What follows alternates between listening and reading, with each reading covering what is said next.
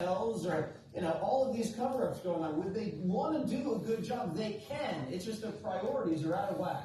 And to the point about Eric Limpel, I mean, when I was press secretary, he had the Kayleigh McEnany watch. He wrote 15 articles on me. But, where was the Joe Biden watch? You shouldn't have just had a byline about Joe Biden. You should have had a whole piece, Martha. I mean, it was the richest story that was happening for years. And it was obvious to the American people. That's why the early polls in the election cycle said, I think it's too old.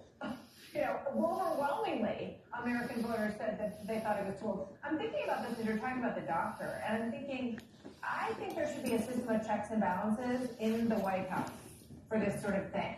Because if his wife isn't willing to suggest that maybe he shouldn't run again, his chief of staff and all of the people close to him aren't willing to say that. I think the doctor Squeaks are gone on all of them.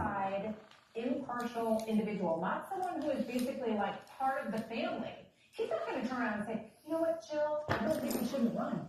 And I'm about to blow the whistle on this. I think we should give him a cognitive test. None of that happened. So if you're going to have presidents in their upper years, or even in their younger years, maybe the doctor needs to be someone sent in. Maybe the person should change every year.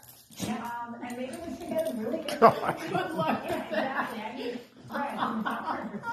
it's a great point. You're probably going to get positive reviews if that's what you need to tell me. Exactly. He doesn't want to piss you off. He doesn't want to get fired. That's why Dr. Steele.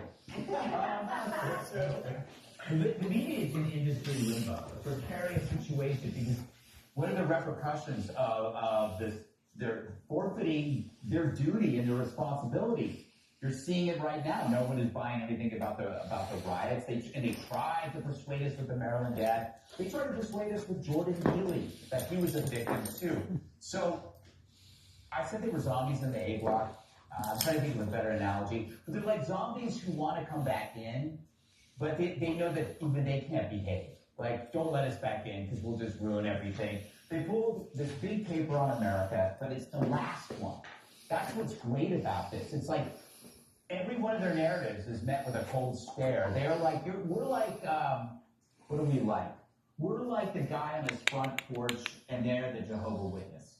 So it's like, no, I'm sorry. No offense to Jehovah Witnesses. I was trying to think of people who still come to your doorstep, but that's like the media. That's it. The media are like this anachronistic